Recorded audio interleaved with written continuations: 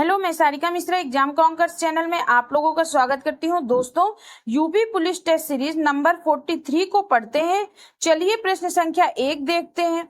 AK-203 assault rifle का निर्माण उत्तर प्रदेश के किस स्थान पर किया जा रहा है? इंपॉर्टेंट क्वेश्चन है ये। देखिए, AK-203 असॉल्ट राइफल का निर्माण उत्तर प्रदेश के किस स्थान पर किया जा रहा है? तो इसका सही उत्तर हो जाएगा ऑप्शन सी, अमेठी में किया जा रहा है। क्या होगा इसका सही उत्तर? ऑप्शन सी होगा, अमेठी।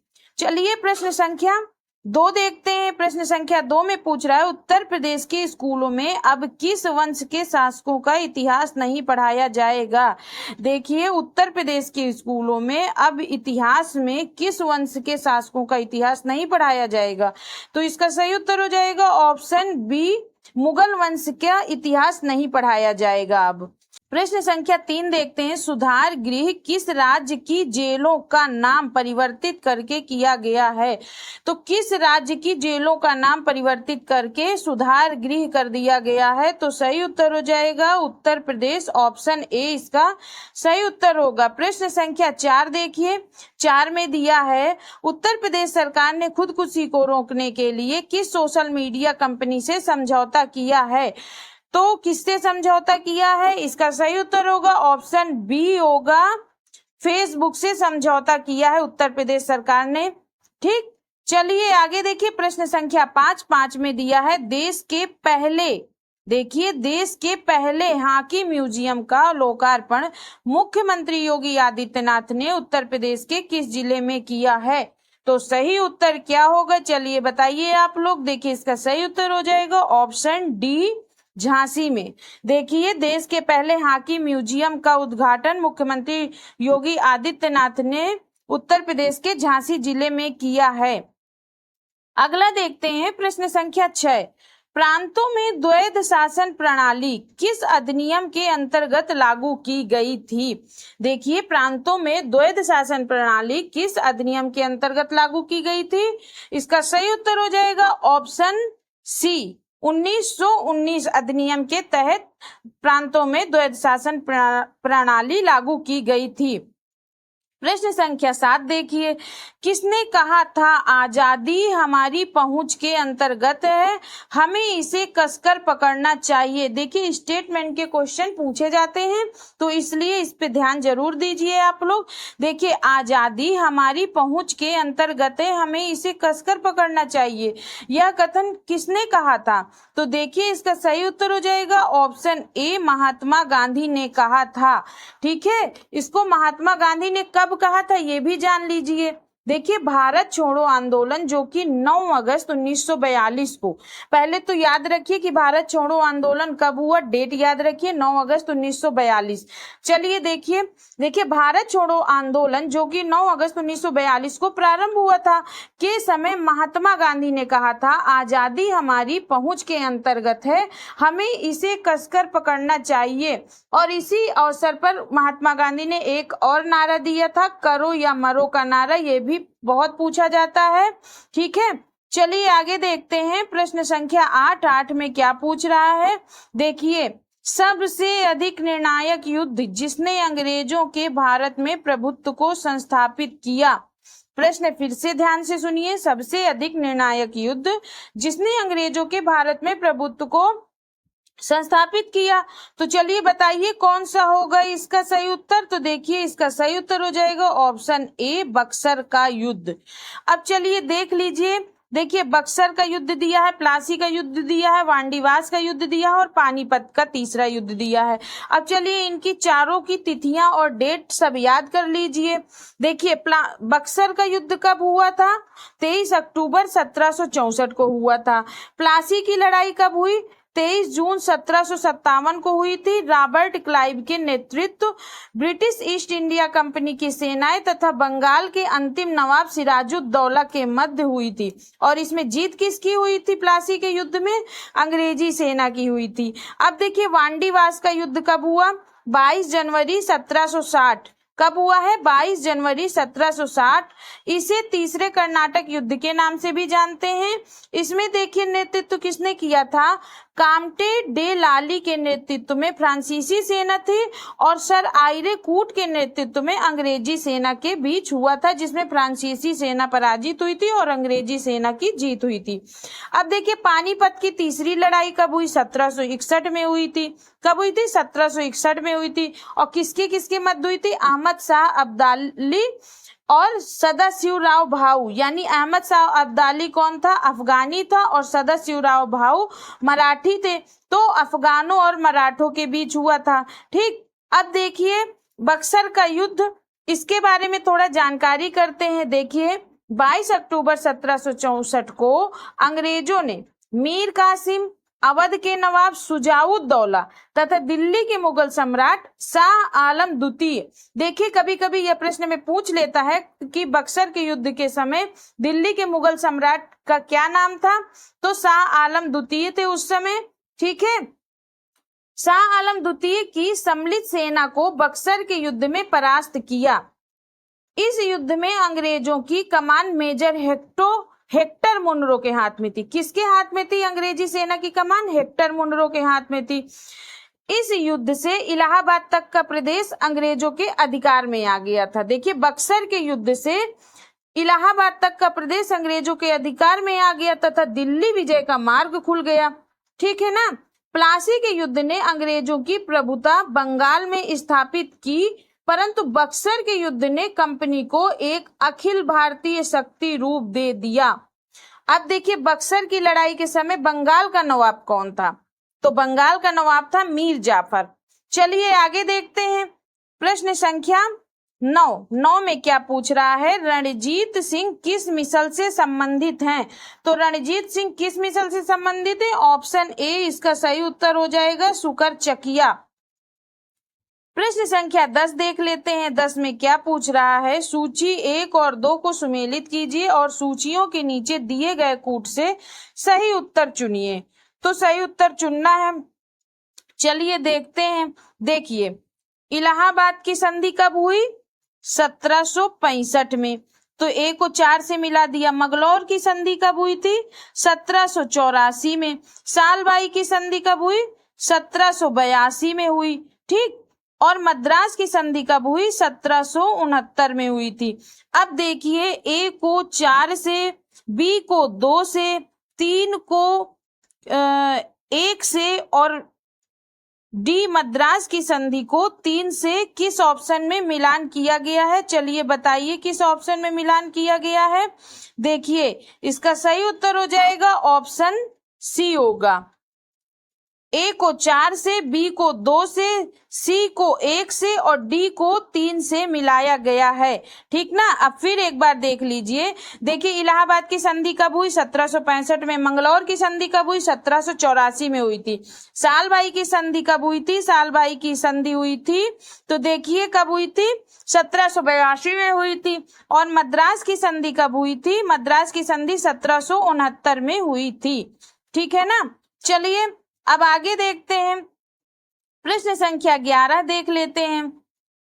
निम्नलिखित में से कौन एक सुमेलित नहीं है? तो ये चारों ऑप्शन में से कोई एक ऑप्शन सुमेलित नहीं है। पंपास उत्तरी अमेरिका, पुस्टैज हंगरी, वेल्ड दक्षिण अमेरिका, डाउन्स ऑस्ट्रेलिया। तो इसका सही उत्तर क्या हो जाएगा? पंपास उत्तरी अमेरिका से सुमेलित नहीं है। देखिए पंपास, ये एक तरफ पंपास, पुस्टैज, वेल्ड, डाउन्स ये घास के मैदान हैं और कहाँ पाए जाते हैं? तो ये दूसरी तरफ देश और स्थान का नाम दिया हुआ है। तो पंपास कहाँ पाया जाता है? उत्तरी अमेरिका में नहीं पाया जाता है, इसका सुमेल गलत है। बाकी पुस्टैज हंगरी में पाया जाता है, ये सही है। वेल्ड दक्षिण अमेरिका में पाया जाता है और डाउन्स ऑस्ट्रेलिया में पाया जाता है। तो चलिए बताइए पंपास कहाँ पाया जाता है? देखिए पंपास के घास के मैदान अर्जेंटीना में पाए जाते हैं और उत्तरी अमेरिका में प्रेरी घास के मैदान पाए जाते हैं। उत्तरी अमेरिका में कौन से घास के मैदान पाए जाते हैं? प्रेरी घास के मैदान। और पंपास घास के मैदान अर्जेंटीना में पाए जाते हैं। दोस्तों अगर आप लोगों को यह वीडियो पसंद आई तो प्लीज मेरे चैनल एग्जाम कॉन्कर्स को लाइक एंड सब्सक्राइब कर दीजिए, साथ में बेल आइकन का बटन भी दबा दीजिए। चलिए आगे देखते हैं। प्रश्न संख्या 12, दस्त ए लुट अवस्थित है। देखिए दस्त ए लुट क्या है? दस्त ए लुट एक रेगिस्तान है। तो यह किस देश में अवस्थित है? इसका सही उत्तर हो जाएगा ऑप्शन बी हो जाएगा ईरान में। क्या होगा? ईरान में। अब व्याख्या देखते हैं। दस्त ए लुट ईरान के केरमान और सीस्तान और बलूचिस्तान प्रांत में स्थित एक विशाल लवणीय रेगिस्तान है। तो देखिए इसकी खासियत क्या है कि ये लवणीय रेगिस्तान है, ये खासियत है। चलिए प्रश्न संख्या 13 देखिए। व्हाइट पर्वत पाए जाते हैं, तो व्हाइट पर्वत कहाँ पाए जाते हैं? व्हाइट पर्वत पाए जाते हैं यूएसए में पाए जाते हैं। इसका ऑप्शन सी सही उत्तर होगा। प्रश्न संख्या 14 देखिए। संसार का सर्वाधिक सक्रिय ज्वालामुखी है, तो बताइए इन चारों ऑप्शन में से सबसे ज्यादा सक्रिय ज्वालामुखी संसार का कौन सा है? तो देखिए इसका सही उत्तर हो जाएगा ऑप्शन सी किलायु है। किलायु संसार का सर्वाधिक सक्रिय ज्वालामुखी है। किलायु ज्वालामुखी संयुक्त राज्य अमेरिका के हवाई क्षेत्र में स्थित है। यह भी याद रखिए कि किलायु ज्वालामुखी कहाँ है, तो संयुक्त राज्य अमेरिका के हवाई क्षेत्र में स्थित है। ओके, चलिए प्रश्न संख्या 15 देख लेते हैं। निम्नलिखित में से कौन सी एक जनजाति सुमेलित नहीं है? तो देखिए ये जनजातियों के नाम है खिरीज, बुशमैन, एनू, बद्दू। अब बताइए ये किस किस देश में स्थित है? तो देखिए खिरीज मध्य एशिया, बुशमैन कनाडा, एनू जापान, बद्दू अरब। तो इसका कौन सा ऑप्शन सुमेलित नहीं है? तो इसका सही उत्तर हो जाएगा ऑप्शन बी बुशमैन कनाडा में नहीं पाई जाती है, एनू जापान में पाई जाती है, बद्दू अरब में पाई जाती है, खिरीज मध्य एशिया में पाई जाती है, पर बुशमैन कनाडा में नहीं पाई जाती है। तो बुशमैन कहाँ पाई जाती है? बुशमैन कालाहारी में पाई जाती है। बुशमैन जनजाति कालाहारी में पाई जाती है। कनाडा में कौन सी जनजाति पाई जाती है? एस्किमो। एस्किमो निवास करते हैं कनाडा में। ओके, चलिए प्रश्न संख्या 16 देख लेते हैं। एंटीबायोटिक्स अधिकांशतः प्राप्त होते हैं। एंटीबायोटिक्स अधिकांशतः प्राप्त होते हैं, तो किससे प्राप्त होते हैं बताइए? इसका सही उत्तर हो जाएगा, देखिए इसका सही उत्तर हो जाएगा ऑप्शन ए जीवाणुओं से। एंटीबायोटिक्स अधिकांशतः जीवाणुओं से पाए जाते हैं। इसका सही उत्तर ऑप्शन ए हो जाएगा। प्रश्न संख्या 17 में देखिए निम्नलिखित में से कौन सा युग्म सुमेलित नहीं है? तो देखिए बताइए कौन सा युग्म इसमें सुमेलित नहीं है? तो इसका सही उत्तर हो जाएगा ऑप्शन सी एस्पिरिन निश्चेतक सुमेलित नहीं है। बाकी क्रिस्टल वायलेट प्रतिरोधी, क्विनीन मलेरिया रोधी और क्लोरोमाइसेटिन टाइफाइड नासी से सुमेलित है। अब देखिए एस्पिरिन क्या है, एस्पिरिन के बारे में जान लेते हैं। तो देखिए एस्पिरिन का जिसे एसिटाइल सैलिसाइलिक एसिड भी कहते हैं, क्या कहते हैं? एसिटाइल सैलिसाइलिक एसिड भी कहते हैं। एक सैलिसिलेट औषधि है जो अक्सर हल्के दर्दों से छुटकारा पाने के लिए दर्द निवारक के रूप में प्रयोग किया जाता है। तो एस्पिरिन के सामने निश्चेतक नहीं लिखा होगा, एस्पिरिन के सामने हम लिखेंगे दर्द निवारक। यह एक दर्द निवारक औषधि है, ठीक ना। चलिए प्रश्न संख्या 18 देख लेते हैं। विटीकल्चर के द्वारा निम्नलिखित में से कौन एक उत्पादित होता है? तो विटीकल्चर का संबंध किससे है? अंगूर से। ऑप्शन सी इसका सही उत्तर हो जाएगा, ठीक ना। प्रश्न संख्या 19 देख लेते हैं। 19 में क्या दिया है? निम्नलिखित में से कौन से सूक्ष्म जीव जैव उर्वरक के रूप में प्रयोग होते हैं? तो कौन से सूक्ष्म जीव जैव उर्वरक के रूप में प्रयोग होते हैं? देखिए इसका सही उत्तर हो जाएगा ऑप्शन डी साइनोबैक्टीरिया। साइनोबैक्टीरिया जैव उर्वरक के रूप में प्रयोग होते हैं। आगे देखते हैं प्रश्न संख्या 20 में क्या दिया है? एक वयस्क मानव शरीर में जल प्रतिशत होता है लगभग कितना प्रतिशत जल होता है एक वयस्क मानव शरीर में? 65% लगभग होता है। ऑप्शन सी इसका सही उत्तर हो जाएगा। आगे देखते हैं प्रश्न संख्या 21 में पूछ रहा है भारतीय संविधान की प्रस्तावना में प्रयुक्त समाजवाद शब्द को निम्नलिखित किन या किन अनुच्छेदों के साथ मिलाकर पढ़ने से सर्वोच्च न्यायालय को समान कार्य करने के लिए समान वेतन को मौलिक अधिकार परिभाषित करने की शक्ति प्राप्त हुई?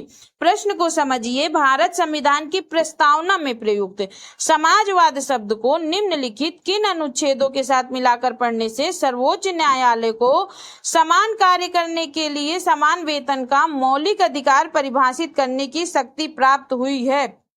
तो चलिए बताइए, इसका सही उत्तर हो जाएगा ऑप्शन डी, अनुच्छेद 14 और 16 को मिला करके। अनुच्छेद 14 और 16 को मिला करके, ठीक ना। प्रश्न संख्या 22 देखते हैं। भारत के राष्ट्रपति के चुनाव के लिए चुनाव मंडल के सदस्य होते हैं। तो चलिए बताइए कौन होते हैं चुनाव मंडल के सदस्य? देखिए, इसमें लोकसभा के चुने हुए सदस्य होते हैं, राज्यसभा के चुने हुए सदस्य होते हैं, राज्य विधानसभा के चुने हुए सदस्य होते हैं। तो 1, 2, 3 इसमें राज्य विधान परिषद के चुने हुए सदस्य नहीं होते हैं। ठीक, तो 1, 2, 3 देखिए किस ऑप्शन में है? ऑप्शन सी में दिया हुआ है। 1, 2, 3 इसका सही उत्तर हो जाएगा। ठीक ना। आगे देखते हैं प्रश्न संख्या 23 में दिया है, निम्नलिखित में से कौन राष्ट्रपति के प्रसाद पर्यंत पद धारण करता है? तो चलिए बताइए कौन राष्ट्रपति के प्रसाद पर्यंत पद धारण करता है? इसका सही उत्तर हो जाएगा ऑप्शन डी, भारत का महान्यायवादी राष्ट्रपति के प्रसाद पर्यंत पद धारण करता है। प्रश्न संख्या 24 देख लेते हैं। 24 में क्या दिया है? भारत के उपराष्ट्रपति को पदच्युत करने संबंधी प्रस्ताव पारित किया जा सकता है। देखिए, भारत के उपराष्ट्रपति को पदच्युत करने संबंधी प्रस्ताव पारित किया जा सकता है केवल राज्यसभा में। इसका सही उत्तर ऑप्शन बी हो जाएगा। ठीक ना। प्रश्न संख्या 25 देखिए, भारतीय संविधान में तदर्थ न्यायाधीशों की नियुक्ति का प्रावधान है। तो कहाँ है तदर्थ न्यायाधीशों की नियुक्ति का प्रावधान? सर्वोच्च न्यायालय में है। ऑप्शन बी इसका सही उत्तर हो जाएगा। किस अनुच्छेद के तहत है? अनुच्छेद 127 के तहत तदर्थ न्यायाधीशों की नियुक्ति का प्रावधान है।